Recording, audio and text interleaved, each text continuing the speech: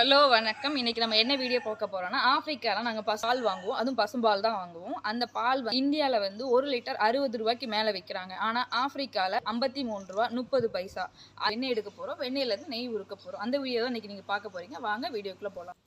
பாலை காய்ச்சி வச்சுருந்தோம். இப்போ அதை ஆஃப் பண்ணிவிட்டு மேலே இருக்க பாலாடை எடுத்துக்க போகிறோம். இப்போ ரூம் டெம்பரேச்சருக்கு அதை கூல் பண்ணிவிட்டு அதில் இருக்க பாலாடை வந்து நல்லா திக்காக இருக்கும். அதையும் நம்ம இப்போ எடுத்து வச்சுக்க போகிறோம்.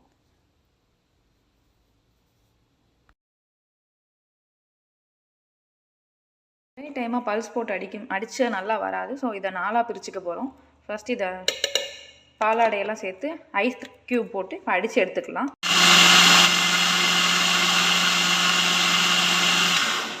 ஐஸ் வாட்டர் ஊற்றிக்கிட்டோம். இதில் வந்து மேலே இருக்க வெண்ணெயெல்லாம் ஐஸ் வாட்டரில் போட்டால் தான் உருகாமல் கட்டியாக நமக்கு வரும்.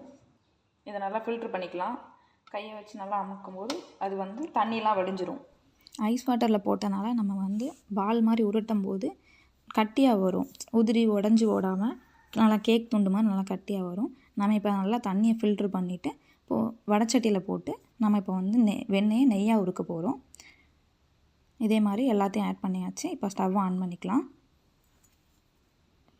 ஸ்டவ் ஆன் பண்ணதுமே மெல்ட் ஆக ஆரம்பிச்சிருச்சு.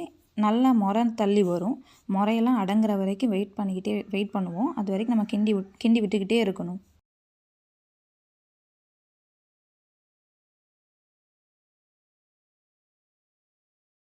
நல்லா எல்லோ கலராக நல்லா க்ரீமியாக இருக்குது. இப்போ இதை நம்ம நல்லா கிண்டி விட்டுக்கலாம். எப்போ நெய் ரெடி ஆயிடுச்சு அப்படிங்கிறது நமக்கு தெரியும்னா அது வந்து நெய் வந்து நல்லா பிரிஞ்சு எண்ணெய் மாதிரி தெரியும். நல்லா இந்த கலரில் தெரியும். அண்டு முறையும் கொஞ்சம் அடங்க ஆரம்பிச்சிருக்குது. இல்லை நெய் ரெடி ஆகலை எனக்கு தெரியல அப்படிங்கிற பட்சத்தில் நம்ம முருங்கைக்கீரையை உள்ளே போட்டு அது பொரிஞ்சிச்சுன்னா நெய் ரெடி ஆகிடுச்சின்னு அர்த்தம். நம்ம ஸ்டவ் ஆஃப் பண்ணிக்கலாம்.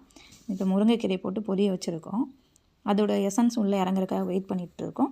அது எசன்ஸ்லாம் இறங்குனது. இப்போ நம்ம ஸ்டவ்வை ஆஃப் பண்ணிவிட்டு முருங்கைக்கீரையை வெளியே எடுத்து வச்சுட்டு கீயை வந்து நார்மல் டெம்பரேச்சருக்கு வந்து கொண்டு வர போகிறோம். கொண்டு வந்ததுக்கப்புறமா நம்ம இதை ஸ்டோர் பண்ண போகிறோம் கண்டெய்னரில். ஸோ நார்மல் ஹீட்டுக்கு வரதுக்காக வெயிட் பண்ணிவிட்டு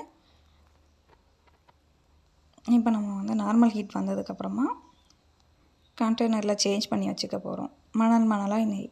நீங்களும் ட்ரை பண்ணுங்கள். சூப்பராக இருக்கும். பாய்.